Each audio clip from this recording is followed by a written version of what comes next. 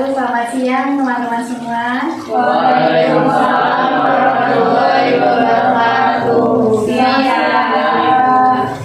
Oke, ini ada yang manggil Kak, ada yang manggil Bu. Kita samakan dulu ya. Kita manggilnya Kak aja, Kak Nangla, gitu ya. Ya. Sebelum Kakak melanjutkan sesi hunian kelompok pada siang hari ini, kita berkenalan terlebih dahulu. Ada yang mau memulai, tapi kita berkenalannya dimulainya dengan nama pendek, nama panggilan. Setelah itu sebutkan warna kesukaan kalian. Habis itu yang setelahnya mengungkapkan kembali nama sebelumnya. Jadi berangkai nama gitu. Ada yang mau mulai atau mulai dari ibu dulu? Kakak dulu. Dari kakak dulu ya. Perkenalkan, nama kakak Kak Naila, warna kesukaan ungu. Di sebelah. Sini. Oke, Kak Naila ungu, jadi hitam. Kak Naila ungu, jadi hitam, rimba hijau. Kak Naila ungu, jadi hitam, rimba hijau, anjingkan. Kak Naila ungu, jadi hitam, rimba hijau, andin krem, mahar kuning. Kak Naila ungu, baby hitam, rimba hijau, andin krem, mahar kuning, hanin abu. Kak Naila ungu, baby hitam, rimba hijau, andin krem, mahar ungu. mahar kuning, hanin abu, nada Sherlyn. Naila ungu, baby hitam, rimba hijau, andin krem, mahar kuning, hanin abu, nada biru, Nita.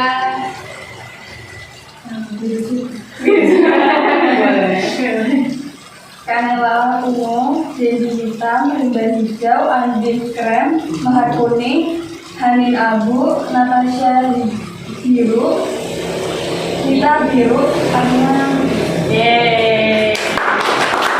kalian bisa menghafal nih teman sebelumnya. Tapi kenapa nih tadi ketawa-ketawa?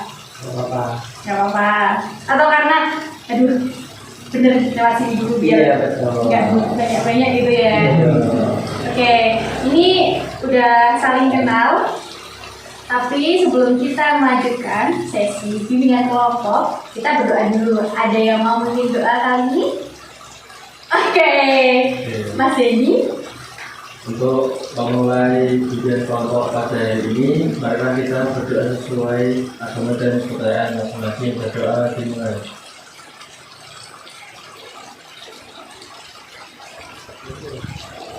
Doa. Terima kasih Mas Denny udah memimpin doa kali ini. Oke. Sebelumnya ada yang pernah mengikuti bimbingan kelompok pada sesi-sesi guru atau kakak sebelumnya? Pernah. Oke, mungkin ada yang mau mengutarakan bimbingan kelompok yang dulu dijalani seperti apa? Kak. Jadi bimbingan kelompok yang pernah saya jalani itu kayak belajar bersama gitu kan, dan bersama kelompok. Nanti ada yang memberikan pendapat, ada yang nambahin atau mungkin punya pendapat lain gitu. Oke. Selain ini ada yang mau menambahkan? Lebih ke sharing-sharing sekali, jadi teman-teman yang lain juga tahu. Oke. Makasih nih, betul banget dari Alina sama Anjing. Gimana dengan kelompok ini kita sharing session atau kita bertukar pikiran mengenai topik tertentu. Pada kali ini kita akan membahas mengenai bystander effect. Nah, kali ini kakak mau mengutarakan bahwa pada sesi ini teman-teman mengutarakan apa saja secara jujur-jujurnya dan menjaga kerahasiaan pada forum ini.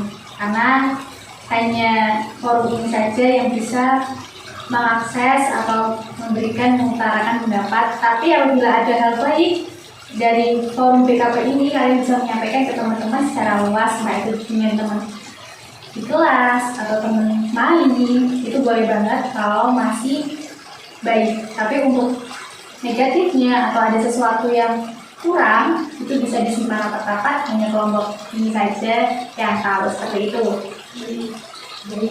Baik, oke. Sebelumnya ada yang ingin menanyakan sebelum kita masuk ke BKP? Untuk untuk waktunya nanti kalau berapa menit Pak? Oke, untuk waktunya kita 25 menit ke depan kita akan berdiskusi sharing session. Apakah setuju dari teman-teman? Setuju. 25 menit ke depan kita akan berdiskusi dan ditunggu keaktifan teman-teman untuk menyuarakan pendapatnya masing-masing. Ada lagi yang ingin menanyakan sesuatu? Cukup. Oke. Nah, kita langsung masuk. Tapi kali ini dengan kelompok kali ini kita akan bermain drama terlebih dahulu, yaitu sosiodrama. Ada yang pernah dengar sebelumnya sosiodrama? Belum. Oke. Kakak jelasin sedikit nih sosiodrama. Sosiodrama itu kita akan memainkan drama, tapi mengenai bentuk sosial. Jadi jadi kakak udah menyiapkan naskahnya. Kalian bisa membaca terlebih dahulu naskah nanti, dan kalian akan mengambil perannya masing-masing. Jadi ada 5 pratokoh, terus 3 orangnya itu observer. Jadi ada 8 orang sesuai dengan jumlah kalian. Nanti kalian pilih ya secara akad, dan kalian bisa baca naskahnya terlebih dahulu, dan nanti akan kakak jelaskan secara singkat mengenai naskah tersebut. Bentar ya.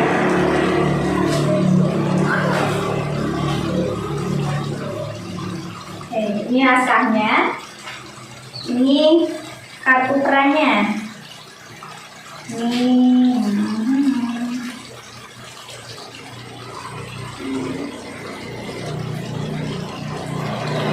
mana ya? Di dalam juga. Oke. Oke. 3, 4, 5, 6, 7, 8. Oke. Ini ada nomornya, kelihatan teman-teman? Kelihatan. Di sini ada nomor 1 sampai 8. Tapi ini bukan kartu Uno yang biasa kalian mainin loh. Tapi ini kartu peran yang ada namanya sama ada keterangannya. Ya. Ini mau dimulai dari mana dulu? Kanan atau kiri? Tadi kan udah mulai dari kiri. Sekarang mulai dari kanan ya. Oke.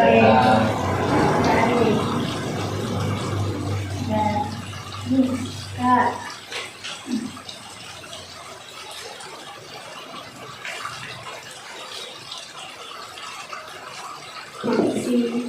Sama.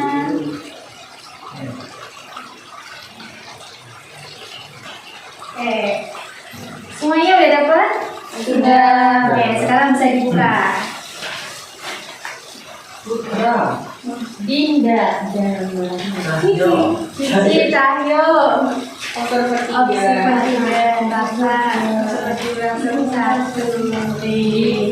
Nah, itu coba dibaca keterangan di bawahnya. Apa ini? Cahyo pelaku begal. Oke. Seorang bystander. Seorang yang empati dan melakukan tindakan profesional. Ya. Observer 3. Itu nanti mengamati ya, yang observer. Nantinya seorang bystander. Oke. Nah, kalian masing-masing udah dapat nih mengenai perannya yang akan kalian laksanakan atau kalian perankan. Sebelumnya, karena yang akan menjelaskan sih menceritakan secara singkat dari naskah sebelumnya. Nanti setelah kakak naik, persilakan untuk kalian belajar mengenai naskah ini. Ada waktunya, jadi kalian bisa membaca sendiri-sendiri gitu ya. Jadi nanti dari pelaku begal itu nanti akan melakukan aksi kejahatan ke Putra, di mana Putra nanti akan diminta tolong. Terus nanti ada Cici, Ratna, Dinda yang di jalan itu melihat, dan ada 2 orang yang bystander itu yang menghiraukan, dan situ itu yang menolong. Nah, setelah itu ditolonglah korban begal, dan Cici juga menyadarkan teman-temannya untuk melakukan prososial atau menolong teman-teman yang membutuhkan seperti itu. Apakah teman-teman udah siap nih? Siap. Nih, kakak kasih naskahnya dulu. Nih baca satu-satu ya, karena ada satu naskah di sini. Nanti yang observer, kalian bisa mengamati apa sih nilai-nilai yang bisa diambil, terus keadegannya seperti apa, atau enggak tuntutan ceritanya dari naskah tersebut, terus hikmah yang bisa diambil, atau nanti bisa menceritakan faktor-faktornya, gitu. Atau dari kalian ingin memberikan pendapat juga boleh mengenai sosial drama. Oke.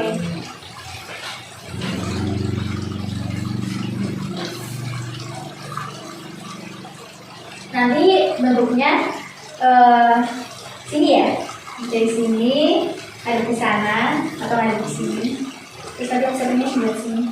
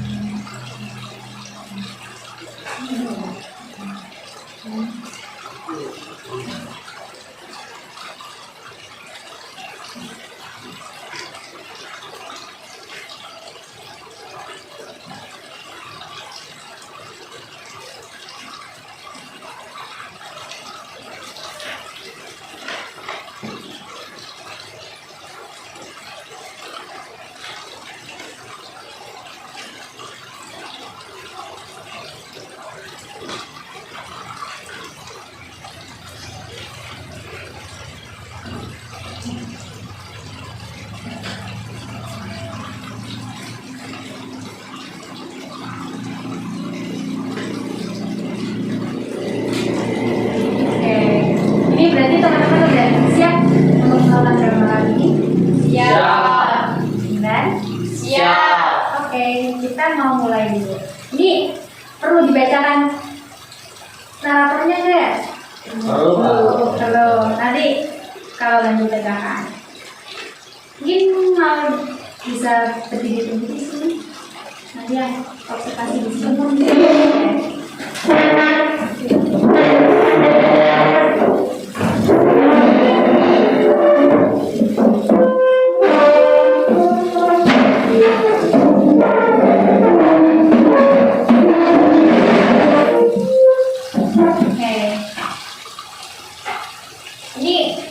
Karena mulai ya, suasana malam hari di jalanan, Putra sedang berjalan pulang dari kos temannya. Setelah selesai melaksanakan tugas kelompok, dan tiba-tiba terdapat seorang pria yang melakukan aksi pembegalan, dan akibat aksi pria ini Putra terluka.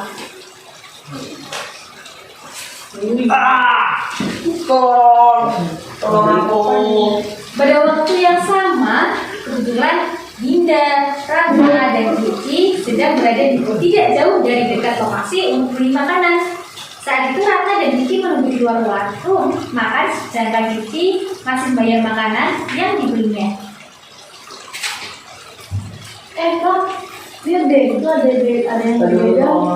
Serem banget. Mana? Itu loh, darahnya banyak banget. Kita nggak boleh juga darahnya banyak banget. Kita juga balik.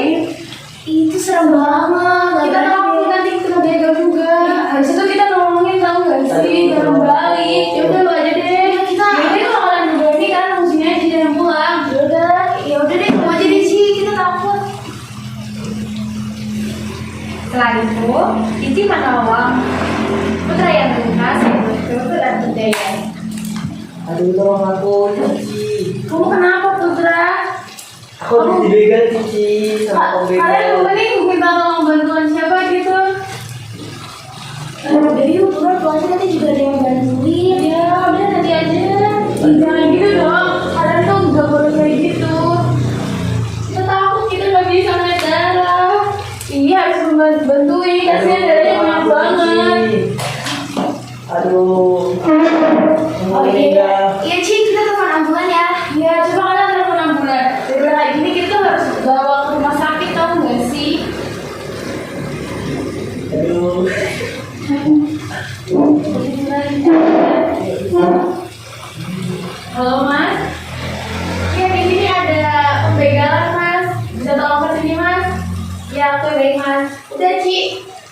udah nelfon. Yaudah, gimana kalau kita nungguin ambulan datang? Apa kalian mau pulang aja? Kita pulang aja ya. Kita tungguin aja. Kalian tuh jangan kayak gitu. Tapi kita menjauh aja ya. Nah, yang kalian lakukan tadi itu namanya fenomena bystander effect. Itu tuh kalau kita yang jadi kayak gitu namanya bystander doang. Kalian tahu nggak apa itu bystander?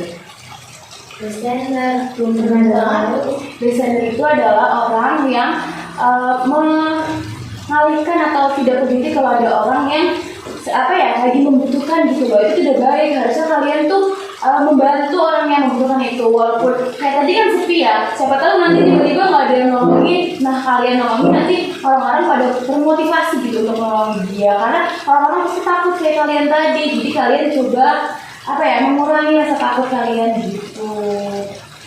Itu ada cici ya, itu ada cici yang membantu ya. Jadi kita juga bakal nanti di setelah itu ya. Iya. Yaudah berarti kita nungguin ambulan aja ya.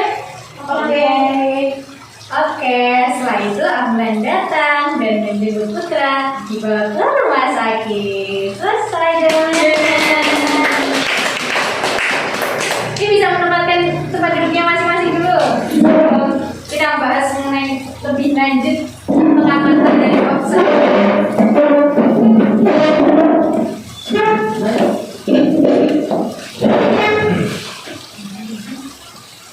Nah, tadi keren banget ya sih teman-teman observer? Keren banget actingnya. Keren banget actingnya, berarti cocok nih buat main Indonesia. part 2. Oh, GGS. Apa tuh GGS? Gantung sudah makan. GGS dong. Oke. Nah, ini kakak mau nanya dari segi observer. Apa sih yang kalian ambil dari naskah atau dari penampilan drama tadi sama teman-teman? Boleh kan? Kalau dari saya kan jadi tahu ya, sebelumnya saya belum pernah tahu ada istilah bystander effect ini, tapi dari tadi teman-teman udah praktekin sosiodrama, saya jadi tahu kalau ada satu fenomena di mana ketika ada satu orang yang melihat orang itu butuh pertolongan, tapi memutuskan untuk tidak menolong karena merasa bakal ada orang lain yang nolongin dia gitu. Dan itu tuh namanya bystander effect. Yang melakukan adalah bystander. Dari saya itu. Oke, dari teman-teman yang lain ada yang mau menambahkan? Saya Kak, Boleh. kalau yang tadi dipelajari sama teman-teman itu yang mana kalau menurut saya jadi tahu kalau sebenarnya salah satu penyebabnya adalah selain karena mungkin juga kan Mbak Ker ya Kak, nggak terbiasa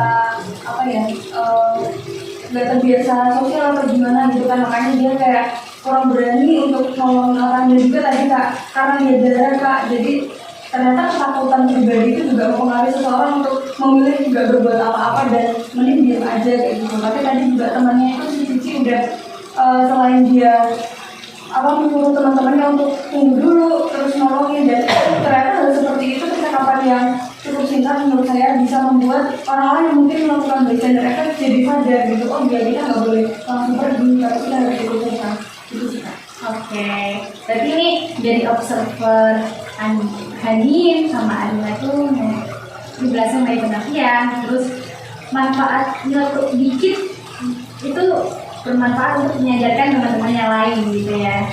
Terus menurut kalian nih, proses terjadinya bystander effect itu apa aja? Gimana sih ya Kak? Menurut aku dari yang pernah saya menunjukkan di sini, misalnya prosesnya itu biasa terjadi karena yang pertama itu keadaan darurat, yang kedua itu munculnya pengertian individu di sekitarnya, kemudian mengevaluasi apakah keadaan itu bisa dianggap darurat atau tidak, kemudian yang ketiga memutuskan tanggung jawab, yang keempat ada dalam dirinya itu memiliki kepercayaan diri untuk menolong, yang kemudian terakhir dia itu mampu membuat keputusan untuk menolong atau tidak. Oke, bener banget tuh apa yang dijelasin sama Mita mengenai proses terjadinya bystander. Tadi itu yang bagian proses. Terus dari kalian nih faktor-faktor yang menjadikan adanya bystander apa aja? Nah, biasanya itu faktornya ada dua kan. Yang itu faktor apa di pertama itu perasaan. Cuma perasaan yang ada di individu itu ya perasaan negatif biasanya muncul ya. Itu berpengaruh.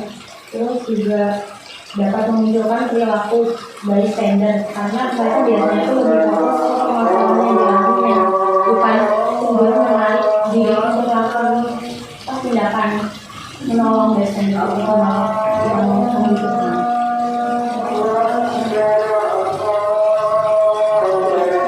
Ini ada kita break dulu atau kita berhenti dulu ya sambil dengerin aja ya. Ya boleh Kak.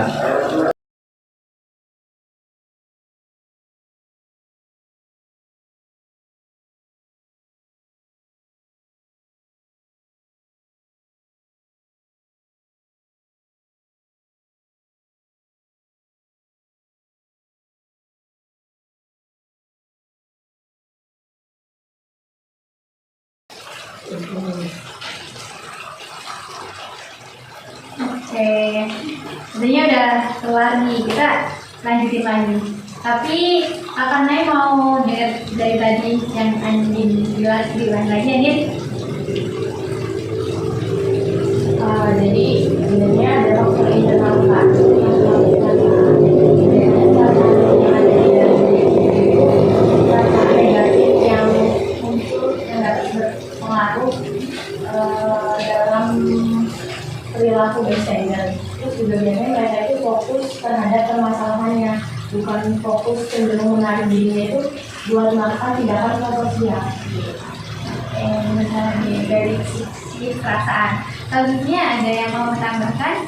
Ya Kak. Oke, Saya dari sisi sifat kita, kalau dilihat tadi kan ada sifat ya Kak. Ada sifat yang orang kan berbeda-beda juga. Ada orang yang sifatnya itu ramah, menolong, dermawan gitu. Nah, ada juga orang yang memiliki sifat tuh acuh tak acuh Kak. Ya, hal yang seperti tadi itu kayak dia bersifat kuat gitu Kak.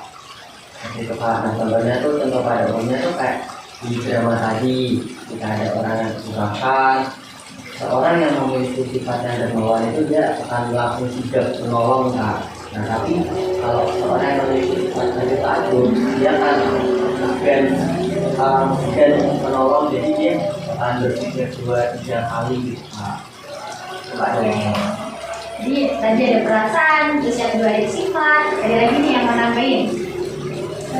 Oke, Andin. Faktor agama mungkin ya Kak. Nah. Karena kan pasti walaupun kita memang berbeda-beda agama, tapi setahu saya dalam agama itu pasti diajarkan untuk melakukan hal baik.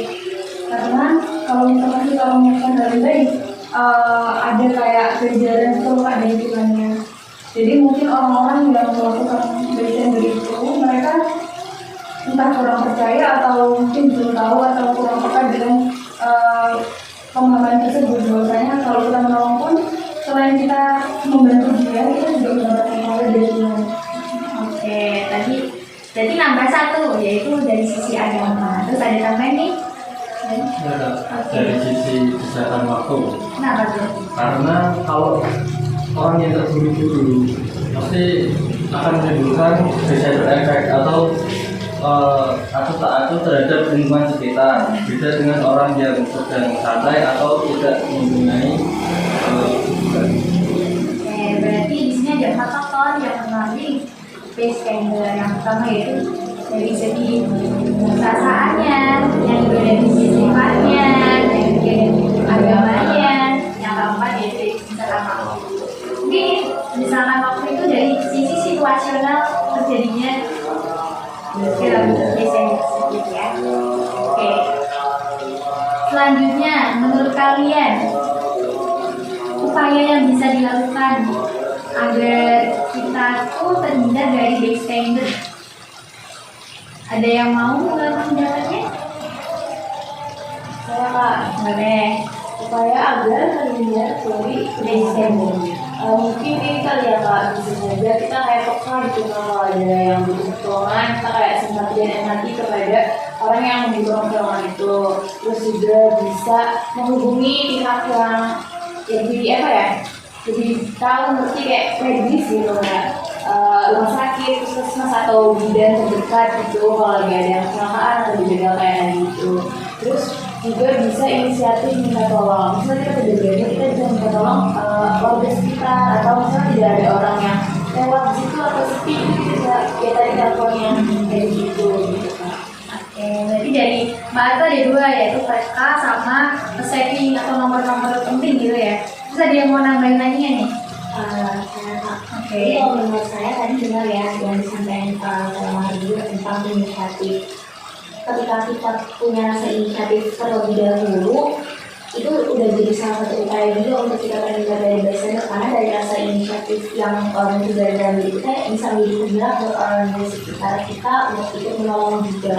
Terus yang kedua mungkin lebih ke edukasi, karena sekarang kita jadi udah tahu bystander itu kayak gimana, dan cara supaya tidak menjadi seorang bystander kita juga perlu untuk mengedukasikan juga orang di sekitar kita kayak untuk supaya mereka menjadi bystander lagi gitu sih. Oke, berarti di sini ada 4 upaya. Dan menurut kalian mana sih upaya yang bisa kita lakukan?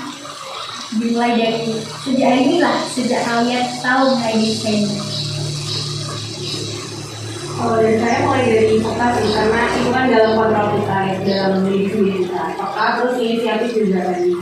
Oke, maka inisiatif. Nah, hal itu tuh juga berkaitan sama tips kita untuk meminta tolong, minta pertolongan. Karena misal kita menjadi korban, entah itu korban begal atau korban perampokan, kriminal lainnya, kita bisa loh minta tolongnya dengan langsung meminta tolong ke orang-orang di sekitar. Langsung tolong aku, langsung teleponin ini. Kalau tadi kan Mas Riba itu tolong-tolong, terus ya terdengar sama Cici. Kalau misal nanti suatu saat kita menjadi korban atau kita yang melihat, kita bisa langsung tuh melihat dengan merespon atau menelpon langsung. Terus sebagai korban nanti bisa langsung tatap muka, langsung eye contact. Kalau kita kan disuruh minta tolong terus eye contact sama orang tersebut, pasti kan orang tersebut nggak nolak ya, bener apa bener? Bener. Pasti mau nggak mau bakal ditolong. Jadi kalau bisa nanti misal di depannya atau kita membantu orang, kita lihat seberapa darurat hal itu, terus misalkan waktu kita bisa atau tidaknya. Kalau nanti misalkan waktu itu kita terburu-buru, kita bisa langsung telepon aja, kita langsung telepon pihak setempat biar pihak setempat yang membantu gitu. Oke. Terus ini ada yang mau menyimpulkan dari selama kita bermain drama, terus kita berpendapat, apa yang pendapatnya teman-teman juga itu udah benar sekali, udah berarti udah mengkotak atau udah paham ya mengenai bystander effect ini. Ada yang mau menyimpulkan?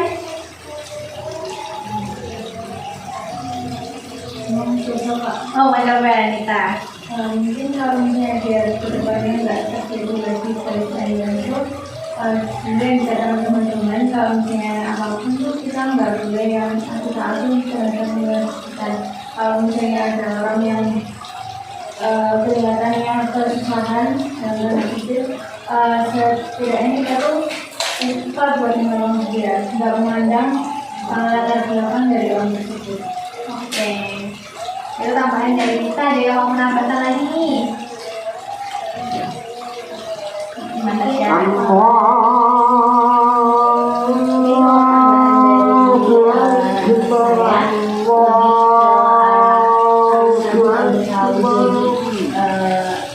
Bystander itu apa? Jadi mungkin mereka bisa menyadarkan juga orang-orang supaya tadi bystander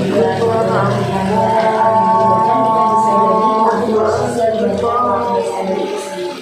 Oke, di sini dari teman-teman dari kita sama Natasha itu udah mengungkapkan action di depannya yang bisa dilakukan. Kakak mau nanya gimana sih perasaan kalian ketika kita makan di kafe pada siang hari ini sore?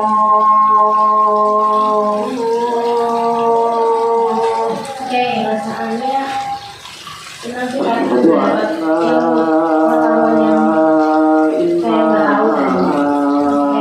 nah, terus apa nih pemahaman yang bisa kalian ambil dan pelajaran kita hidup di dunia ini gak sendirian ya. Kita butuh orang lain kalau kita lagi kesusahan. Pun juga dengan materi dasar dari ini jadi referensi juga kan.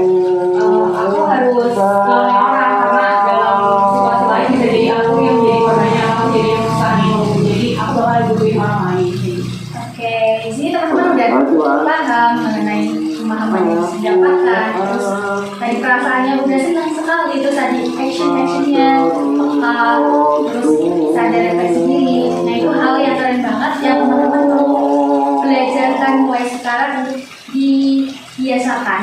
Karena kita nggak ada yang tahu misi kita yang bakal menantikan di depannya. Walaupun kita sendiri udah berhati-hati, tapi kan nggak tahu di belakang tiba-tiba disudut kebun atau sapi gitu kan di jalan atau enggak jatuh dari pohon itu nggak ada yang tahu. Jadi bisa mulai dibiasakan. Nah, sepertinya kita udah 25 menit ya dan udah lama juga dari Kak Naila mengucapkan makasih atas kehadiran teman-teman yang sudah bersedia sukarela untuk datang ke sini melakukan bimbingan kelompok dan udah melakukan drama yang keren habis yang itu di luar naskah, tapi ternyata teman-teman bisa loh gitu. Bisa untuk membuat drama itu seyakin mungkin, senatural mungkin. Itu udah keren banget dan dari teman-teman observer dan teman-teman pemeran itu juga udah keren untuk menampilkan aksinya. Jadi Kanela merasa, aduh, pertemuan BKP ini benar-benar keren, benar-benar dapat nilainya. Tapi semoga kedepannya kita bisa bertemu entah di BKP dengan kelompok selanjutnya atau di fase individu selanjutnya, teman-teman. Dari Kanela ucapkan terima kasih. Mohon maaf apabila ada kesalahan dalam bertutur kata.